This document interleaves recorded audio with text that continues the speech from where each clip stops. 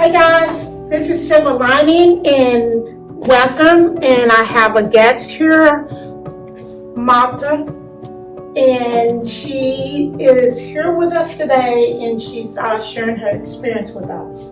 How you doing today? I'm doing just fine, Lorene. Awesome, it was a challenge getting here, y'all. I mean, we went to 2 locations, but you know what? It's all good, and we made it. Yep. So we jumped all the way without having the patience of Job, which neither me nor Lorene has. And I never pray for patience. Me neither. We know what happens when you pray for patience. He gives you too much of it, too many tests. So my thing is, I just let it flow. And Martha, you were asking me earlier, well, what do you want to talk about? What should I talk about? And what did I say? We're going to let it flow. We're going to let it flow. We're going to let you tell, about your sobriety, because it's about your story. And first of all, Martha, I want to ask you, how long have you been sober? I've been sober since March the 7th, 1985.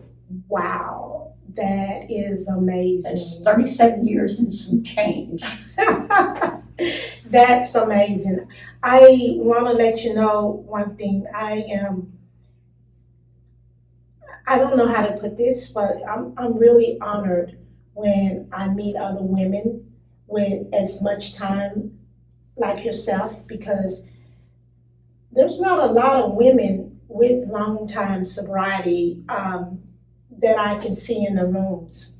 And when I meet someone with another woman with time, I gravitate towards them, because you are someone who's paved the way, so to speak, for other females like myself. And I want to say how much I admire you and I honor you for that. So. You're going to make me blush. You got to remember, we all started with one day at a time. Yes. Yeah. But like I said, the females, we don't have a lot of women with I've been struggling with that, because when I first came in, back in March 7, 1985, and I actually came in, I took the 12-step program in 82. Wow. And there was not a lot of sober women around, Mm-hmm. And the few that were, you gravitated towards the sober women, whether you liked them or not, because that was all that was available. Right. And I have noticed in my 37 plus years going to meetings all over the place, that many times I will walk into a huge meeting and there's 60 men and no women in it, and it's not a man's meeting. Wow. So we do need more women who are sober to get involved in the programs and be there for the younger women coming in, because it's hard for a 21, 22-year-old girl to walk into a room full of just old men and feel comfortable. Right, I can understand that. And I think because we're such caretakers, and this is just my opinion, I don't know much. You guys tell me, I know that when I get too smart, I'm not going to be in the 12-step recovery anymore. So I'm careful when I say this. But I think we're such caretakers, and we take care of the family. I think we get so caught up in taking care of others that sometimes we forget that we have to take care of ourselves. Yes.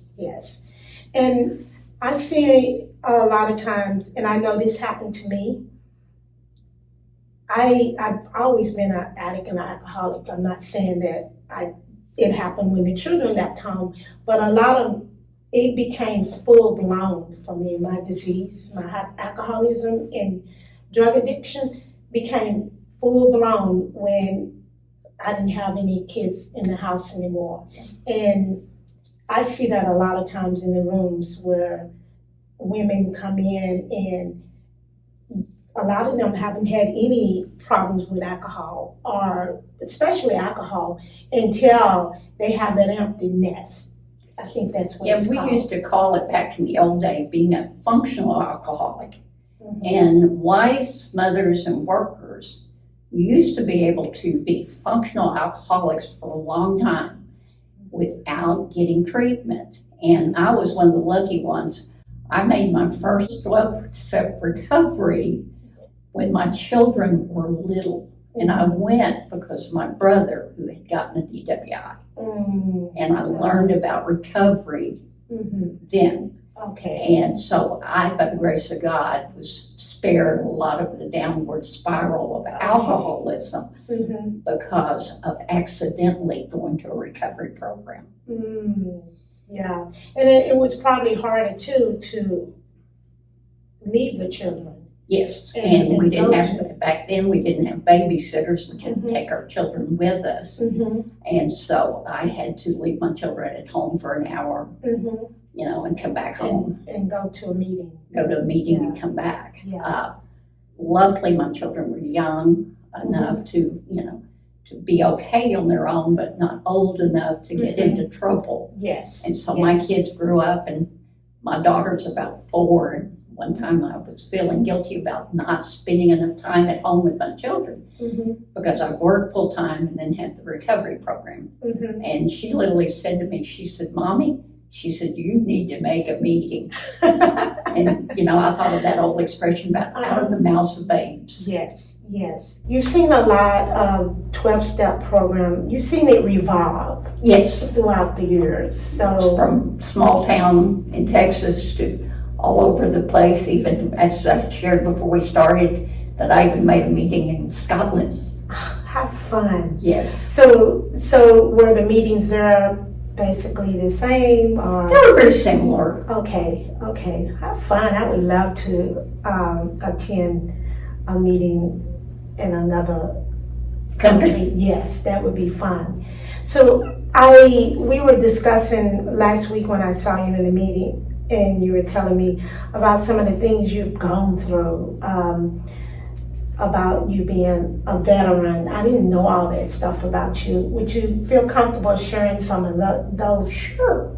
When I was 18, I joined the Marine Corps, and that was 1974, and I reported to basic training in April of 1974. The interesting thing as it relates to recovery is that everybody gave me a going away party. So I partied for 3 days before getting on the plane to go to basic training. And even though I was young, 3 days of heavy partying, you go through kind of a withdrawal.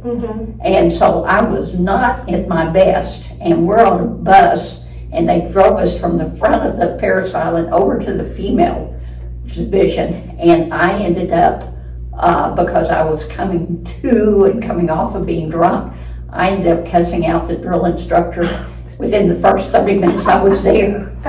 However, that didn't go over well. It did not go over well, you know, but however, and it was ironic because while I was in basic training, they even had a song about when they got out of basic, we was gonna have a tequila sunrise. When I get out of boot camp, we're gonna have a tequila sunrise. And as soon as I got out of boot camp and got a permanent party, which was in Norfolk, Virginia, I started drinking tequila sunrises. And that became my drug of choice, was tequila sunrises when I could get them. And if I couldn't get tequila, I did Boilermakers, because I really wasn't old enough at 18 to be drinking hard liquor. I was supposed to stick with beer, which I didn't like the taste. So anyway, while I was in the Marine Corps, I got pregnant with my son. And I did have, God saved me to some extent. God does for me what I cannot do for myself. Yes. And I did quit drinking while I was pregnant with my son. But as soon as my son was born, I went back in the Army and started drinking again, because in the military, you can be a functioning alcoholic a little easier. So you can hide it and get away with it. You can hide it and get away with it. It's more of a drinking environment than, say, if you're working for a church, you know, or a big business or something like that. So I got out of the Army and married a couple of times. I don't know if you want to go into the details of that. I had no time at one time. His name was Big John. And when I met him, I was 28. On my 4th marriage, Wow. And he said to me, or that's when he became my sponsor. I met him before that, but he was my sponsor at that point. He was your sponsor before you Temporarily. married him? No, I wasn't married to my sponsor. I was married to a guy named Big Gary, but Big John was my recovery sponsor. And he sponsored me only because the women wouldn't sponsor me. Because I had a little bit of an attitude problem back then. And it was a small town, and small towns run different than big cities where you have a variety of recovery meetings that you can go to. So anyway, he told me one time, he said, either you're an alcoholic or you're a crazy woman who's been married and divorced almost 4 times. And he said, which would you prefer, being an alcoholic or being crazy? I said, well, there is recovery from alcoholism, but there is no recovery from crazy, so I choose alcoholism. And that's kind of how we started. How long was he your sponsor? He was only my sponsor for 6 months. A woman moved from Norfolk, Virginia to Brownwood, Texas. Her parents lived there, and she was moving back there and was going to college. And as soon as she moved there and was there 2 or 3 weeks, he said, go ask her to be your sponsor. And her name was Ann, and I went and asked Ann to be my sponsor. And she hugged me after I asked her, and I pushed her away and says, I'm not a hugger. And now I love hugging, but back then I was afraid of being hugged. Yeah. And so, you know, I know myself, and I heard this from other women when we come into the program, you know what the first thing we say? We don't care for women. It's like... Yeah, that is almost universal. Yes, isn't it? And I just think that's a unique thing, right? That is not unique. We all have it. We all have it. And I think it's because in my drinking years, I can only speak for me, in my drinking years, I could manipulate most men. There it is. And I could manipulate women. That's what I tell my new sponsors when they tell me, I don't like women. And I said, you don't like women because we can see through you. We see through your shit. And a man, he don't see through your shit. That's why you don't like it's still women. easier to bullshit a man than it is to bullshit a woman. Exactly, especially for another woman. Yeah.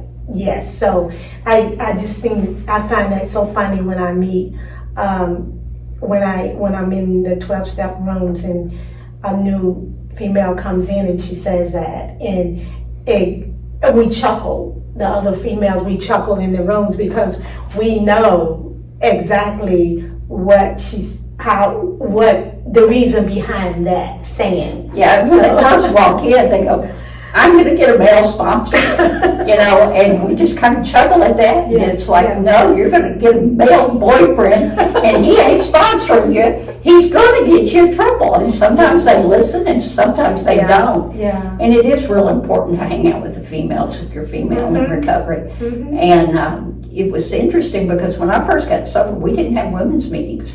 Oh, really? Not where I got sober. I think they were already doing them in the Metroplex, but I'm in a small town in Texas. Yeah. And we did not have any specialty meetings. We had one meeting a day. It was 8 o'clock at night.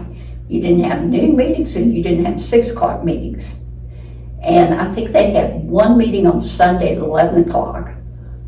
But that was it, Wow. Meeting started at 8 o'clock and ended at 9. Did you guys do a lot of the functions like we do now, There was some, we had, where I got sober, for example, in Brownwood, Texas, they had potlucks every once in a while, or they would have special birthday nights. And they had birthday nights. Okay. But they did not have clubs, they did not have, a Friday night dance for people, people back when I got sober, most people were working, and most people had full-time jobs in families. And so the meetings were set up to where you could get off of work at 5 o'clock, go home, eat dinner with your family, and make it an 8 o'clock meeting. Okay, yeah, that...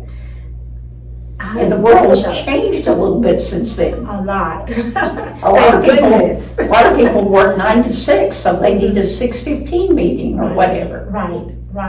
So they can go to a meeting and then go home and cook dinner. Yeah, I love that there's, in the 12-step program, they have the men have a meeting and the women have Have a a meeting. meeting. Because there's some things that I'm more comfortable just discussing with females, and I don't want to discuss that in a, when there's males around. So Yes. I love that we have so many different options now from, back when you got sober. So when you came into the rooms, how many women were there when you made it? When I came into Brownwood, there was probably about 40 men that went on a routine basis, because it's a small town. Mm-hmm. I know. And there's probably only about 6 women that went on a regular Wow. basis, Wow. and so it was very small. Now, we had women that came and went, we had men who came and went, but I'm talking about people that stayed. Uh-huh. Yes. Yes. Many of the women that were there when I got sober Mm-hmm. were older than me, Uh-huh. significantly older. I was considered at 26 when I came in, and I got Yeah. stayed sober since 28. Mm-hmm. But when I came in at 26 and even reestablished at 28, Mm-hmm. they were teasing me about I was just a baby, because we didn't have 18, 19, 20, 21, 22-year-olds. Yes. But they did do that old saying about I've spilled more booze than you've ever drank. Mm-hmm. Mm-hmm. Yeah. Yeah. So And that was funny. they, I know some of the old timers, they'll say, if you came in with a watch and you had a car, then they would say, you haven't hit bottom yet. Yes. And there was a few of the old timers tell me I hadn't hit bottom, but Uh-huh. the other thing I did, and we was talking about audio tapes earlier, I used to get tapes from conferences where they would spoke and shared their experience, strength, they hope, and I would listen to those tapes. Uh-huh. And so I was able to hear more women besides the people that I went to meetings with. And one of their tapes was a big difference in my life.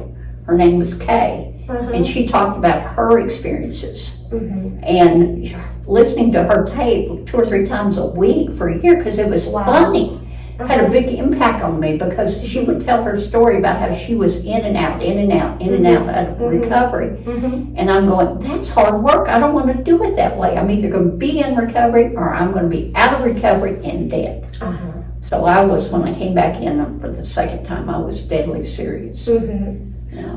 Back when you came in, were they more hardcore? Oh, yes.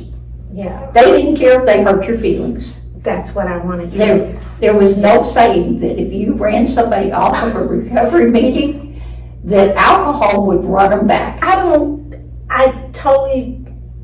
believe that. I don't believe in, and I'm not saying this to step on anybody's toes, this is just me. If you guys don't like it, you can talk to your sponsor or whoever you want to discuss this with. But I don't believe that I can run anybody out of the rooms No. of recovery. I didn't run you in there and I can't run you out. And, and the reason I'm asking you about the hardcore, because when I came in, they wasn't soft and easy on me. No. They told me to sit down, shut up, and if I want this, I need to listen. And now I look and I see, like what you just said, I hear a lot of times they're saying, well, we got to be careful. We don't want to run anybody out. Like what you just said, I didn't run you in here and I can't run you out because you're going to run back. Well, it's kind of sad, because when I first got into recovery, they told you to sit down, shut up, take the cotton out of your take the cotton out of your mouth and put it in your, take the cotton out of your ears and put it in your mouth. Yes. And the first year and a half, because I was what they call a retread, or had a relapse, I had an old, the sponsor, the Big John, that was my temporary sponsor. He told me, he said, if I ever hear you use the word slip, he says, I'm going to knock the shit out of you. And he was no Marine, and I was a little bit afraid he might. I'd never seen him hit anybody, but they weren't able to threaten him for a physical harm, And, you're new and you're scared, and you can't imagine living with alcohol, and you couldn't imagine living without it. And you were willing to follow directions. Now, the way that I made peace with that, I says, I'll do anything they ask me to do unless it's gonna cost me money or cost me bodily harm. Yeah. You know, and so when they tell me pray, I pray. When they tell me to read a chapter, anyway, when they tell me to read something, I'd read it. When they told me to write something, I'd write it. You know, and I followed directions as long as it didn't cause me any harm. Right. Yeah, I don't know, I remember when I first came in, it was just so overwhelming, it was a lot. Yes, it is a lot. But what made me stick was the way you guys made me feel. Yeah. You know, it wasn't about me working the 12 steps, it was about, you guys just made me feel safe. Yes. And I was talking to someone the other day, and I know that there's a lot of people that aren't in the 12-step program anymore, and a lot of them paved the way for me, and I'm forever grateful to those individuals. I tell people nowadays when they say they need to feel safe, whether they talk about needing to feel safe in treatment or Yes. some type of recovery program. Yes. God's going to protect us, in my opinion. Yes. And even if I don't feel safe with people I'm going to meetings with, Yes. I can still feel safe with the knowledge of the meeting, the knowledge that God's going to protect me, because it was a long time in recovery before I felt safe with any human being. Mm-hmm. And so when somebody comes in at young age and they go, I don't feel safe here, and they're not being harmed in any way, shape, or form, Yes. they've got to learn how to be safe in their own skin, you know. Mm-hmm. And I've seen people get up out of recovery meetings because somebody confronted them for talking too long and storming out, instead of saying, you know, there's 300 people in here. Right. We need to, you know, cut down our shares. Mm-hmm. Yeah. And they take it personal. That's because I think if you leave, and this is my opinion only, if you leave a room, if you leave a program, that's because this disease wants me to not be in a recovery program. Yes, it tells me it tells me that I don't have it, first of all. So what it wants to do is separate me from the people that can help me. Yes. So it would use any form. It can come in any form to abrupt what's going on here, especially if it sees that I'm getting a little better. Yes. So I have to be mindful of that, and that's what you guys have taught me, that I have to do the opposite of what this mind tells me, because it's not my best friend right now. Yeah, it's the only disease that tells you you don't gonna have it. I love that. Yeah, and I love that saying, Yes. you know. I mean, I'm allergic to aspirin. Yes. I'm never tempted to take an aspirin. Yes. But I have been allergic to alcohol probably ever since I took my first drink at 14. Mm-hmm. And there's still times that my brain goes, a shot of tequila would not hurt you. And then my brain says, forget the shot, you know you're going to want a fifth. Uh-huh. And then I know that I still have that alcoholic brain, even though I've gone 37 plus years without alcohol. So what is the difference? I remember when I came into the rooms and they used to say the obsession has been removed. And I used to say, bunch of liars, how can you not ever think about alcohol? Well, and I've heard that too. And there's the mental obsession, Okay. and there's the physical obsession that is triggered by alcohol that will cause the phenomenon of craving. Okay. If I have one drink, I'm going to get the phenomenon of craving, and I'm not going to stop at 2 drinks. I'm going to drink until somebody either stops me or run out of booze or pass out, whatever.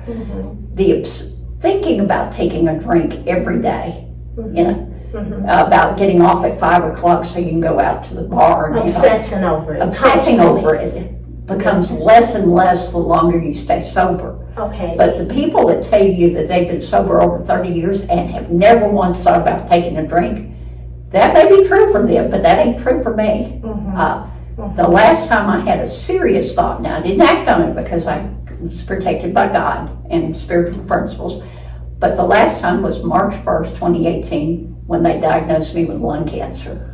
And they called and told me over the phone, and I was scared of cancer. And I thought, when I seen a sign, about getting a fifth of tequila And I prayed, and God says, tequila's not gonna cure the cancer, go to a recovery meeting. Mm-hmm. You know, and that's what I did, and so here I am, you know, cancer's in remission, I'm still sober, Awesome. and, you know. Awesome. Yeah, I admire people like yourself, and you've gone through so many things and you're still sober. And those are the things that the what if, you know what the what ifs are? You know, well, what if this happened? What if that happens? And you guys told me to stop worrying about the what ifs, Lorene. Yeah. You stay where your feet is. You can't worry about what I was ifs. still young. I was, as I say, I got sober at 28, and when I was about 5 years sober, my husband was out of town on a business trip. My kids were with their grandparents, and I had a man break into my home in 1990, and I was assaulted at the point of a gun. Mm-hmm. And I remember telling the police officer when they're bringing me over to a friend's house after the rape exam, I said, if I wasn't an alcoholic, I'd go get drunk.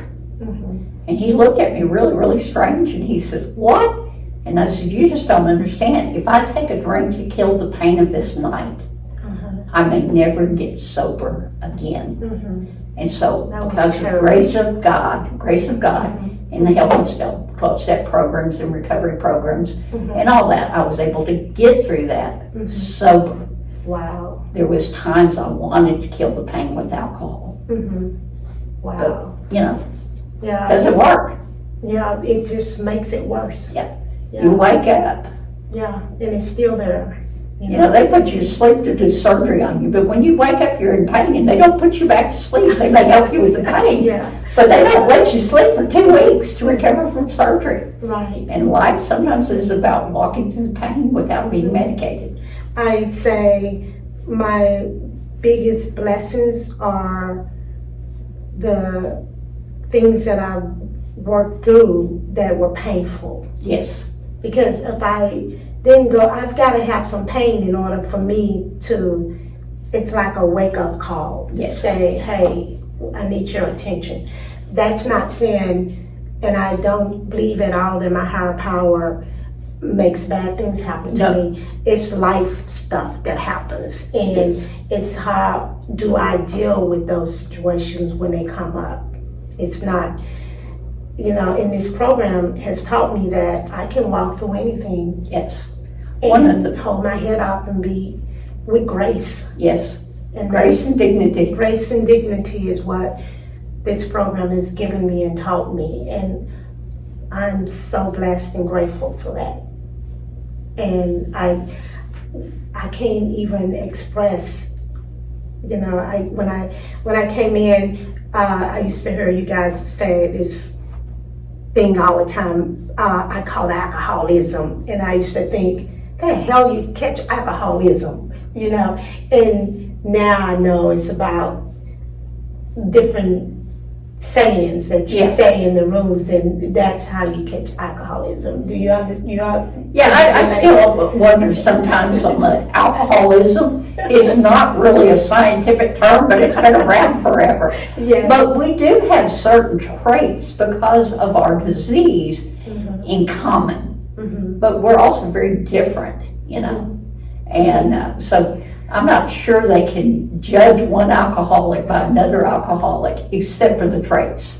Yeah, I used to think that we blamed everything on this disease. Yes. And that's what I used to think. And the longer I'm sober and the longer I'm living, I do know for me, there are certain ways that I act out on because of my disease. Yes. So If I'm sober, I don't have to be a liar, a thief, or do any of those but you're a things. sober liar and a thief. Yes, but the thing of it is the longer you stay sober, the less you lie. Yes. If you're changing your life. Yes. If you I get totally sober, agree if you with just that. put a plug in the jug and you continue to lie, steal, and cheat, Mm-hmm. you know, But if I You're don't not gonna have make some it. type of, you know, I can be sober and not drink, but that's not going to change my behavior. attitude. My behavior is what I wanted to change. Yes, And that's what the 12 step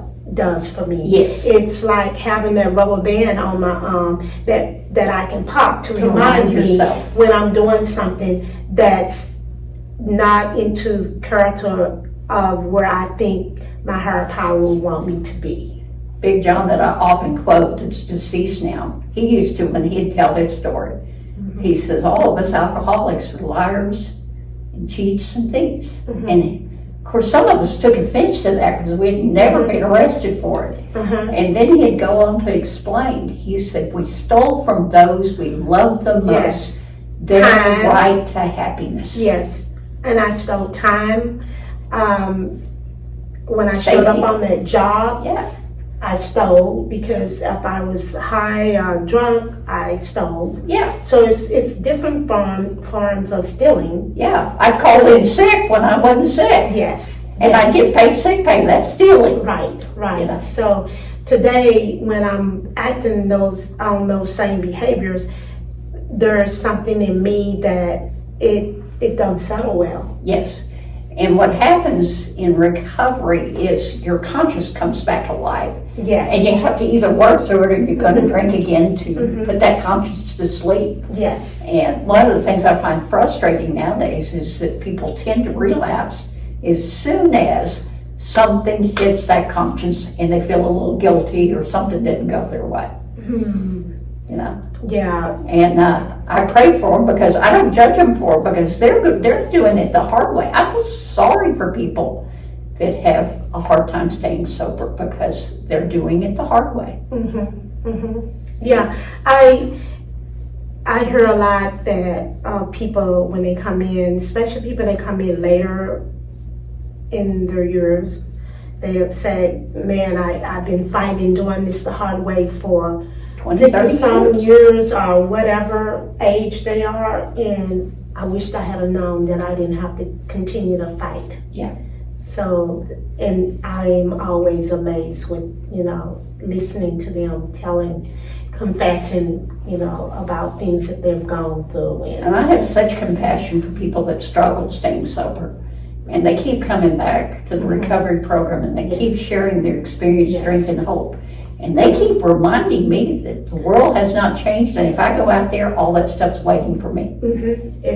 I said my disease is over there in that corner doing Doing push-ups. push-ups, yes. And it's waiting because it says I've got another drink in me, and it says I got another drug in me, and it's getting stronger. And Every day. when it comes back, I'm not gonna pick up with where I left off. I'm gonna pick up I'm gonna be a lot worse off than Yeah, I was always taught that the disease progressed even though you stayed sober. Yes. I was already serious enough. I do not even want, a lot of times when that thought comes through my head about taking a drink, I'm going, no. Within 2 days, I'd be back on a tabletop dancing like I was 18 again, and I'm 66, and I'd fall off and break every bone in my body. So, no tequila for this little old lady.